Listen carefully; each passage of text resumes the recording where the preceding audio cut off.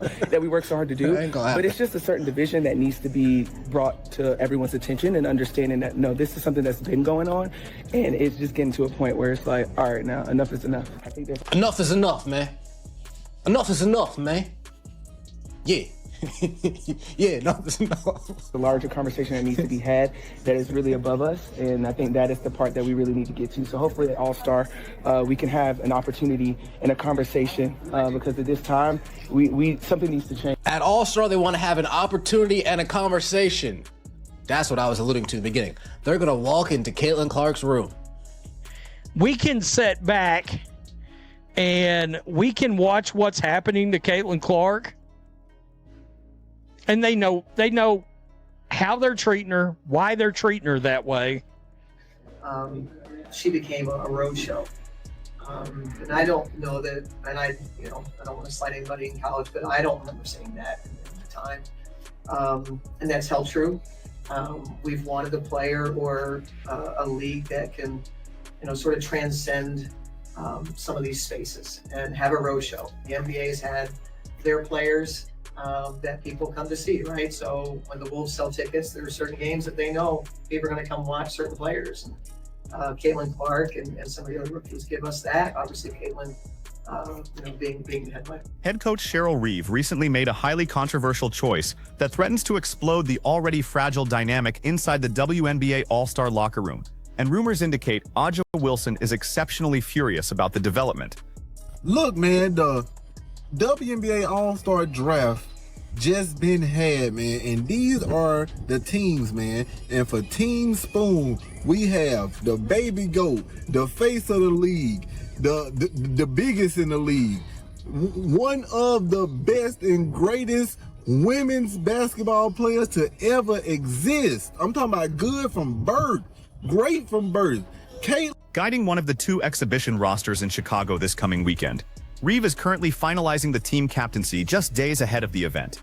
Traditionally, this honor falls to the seasoned veteran, the multiple-time MVP, and the undisputed vocal anchor who has seamlessly worn the badge in the past. Yet the head coach is apparently pivoting toward Caitlin Clark for the designation, completely bypassing seniority and championship pedigree. The reasoning boils down to sheer economics and visibility, as Clark is the undeniable force driving massive merchandise sales, television ratings, and sold-out stadiums, which is precisely what the league needs to highlight its milestone 30th anniversary. Bird gang, the god Caitlin Clark vaporized the Seattle Storm, dropping 45 points, a 45 and 10 double-double. Let's fucking go, Caitlin Clark. We see all the fucking haters. We see all you bitch-ass clowns switching up on the god Caitlin Clark. We see y'all listening to the narratives, all the bullshit, all the fucking clowns all across the world. Oh, she ain't living up to the hype and dropped 45 points. Finding the justification for such a coaching pivot is remarkably easy if you review recent performances.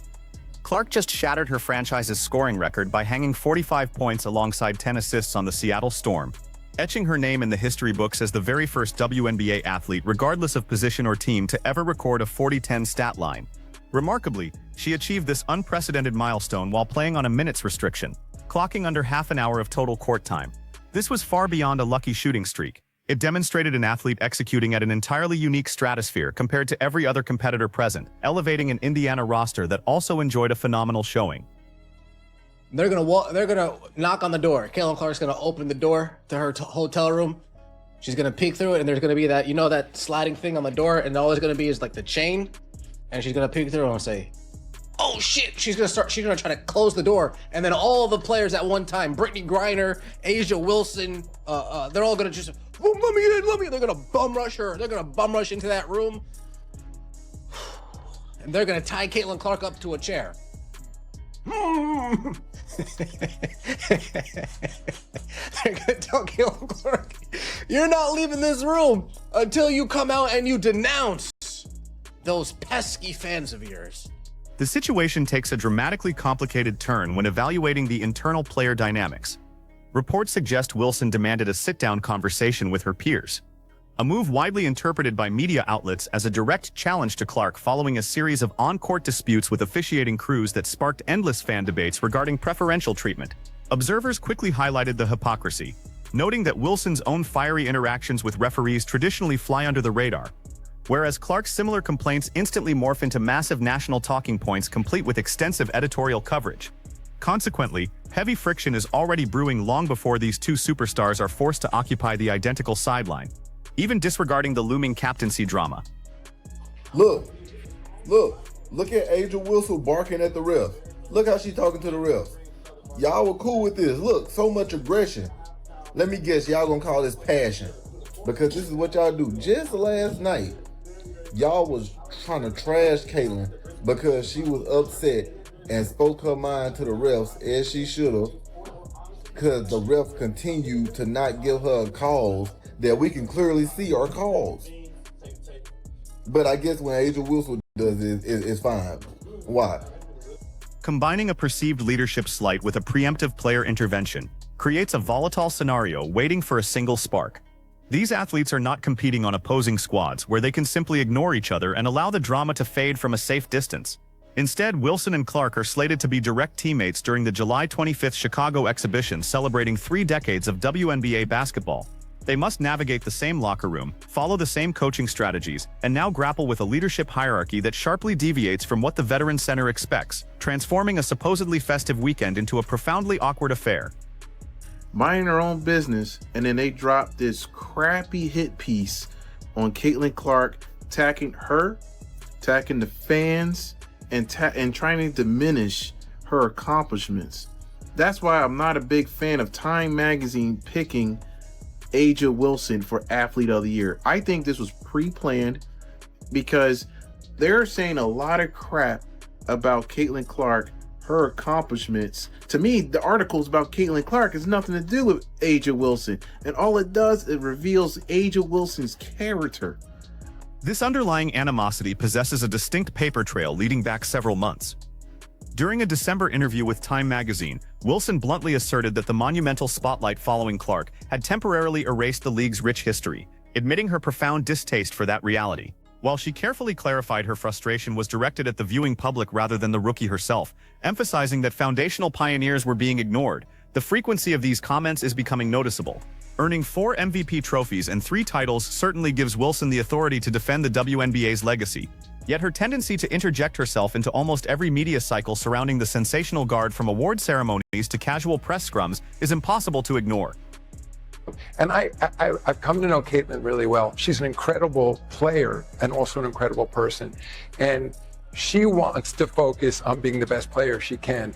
And she's become a bit of a political football in this country. And I think it's incredibly unfair to her. I don't think that issue is ultimately about officiating.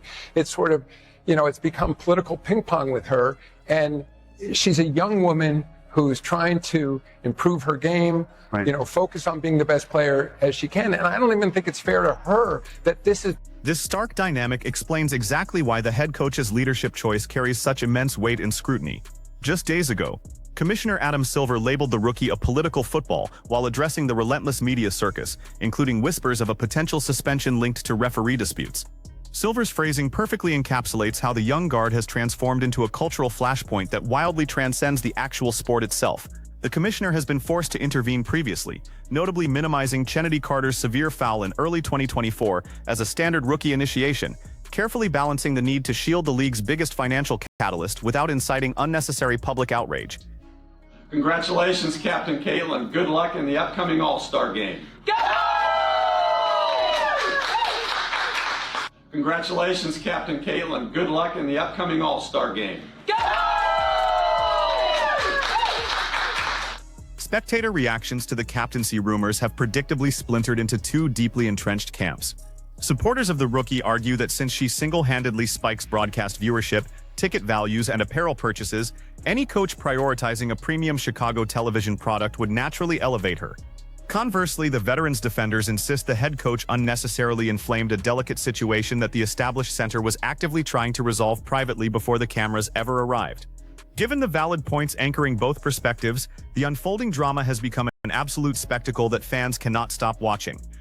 The face of the league, the upcoming best player in the league, man, Caitlin Clark. Then we got Aaliyah Boston, Kelsey Mitchell, what the 3 Indiana Fever starters. Okay. Then we got Old Miles, and then we got Natasha Howard. Then we got Paige Beckers.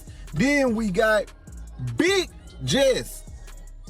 Yeah, Jess Shepard. Yeah. Then we got Gabby Williams and we got Adrian Wilson. And man, I'm not gonna lie, man. This is year 3 for us in the league, but also year 3 as an all-star, man. Too many can't say that they've been an all-star every year that they played. Too many people can't really say it. It is crucial to note that the roster construction for this specific event abandoned tradition entirely.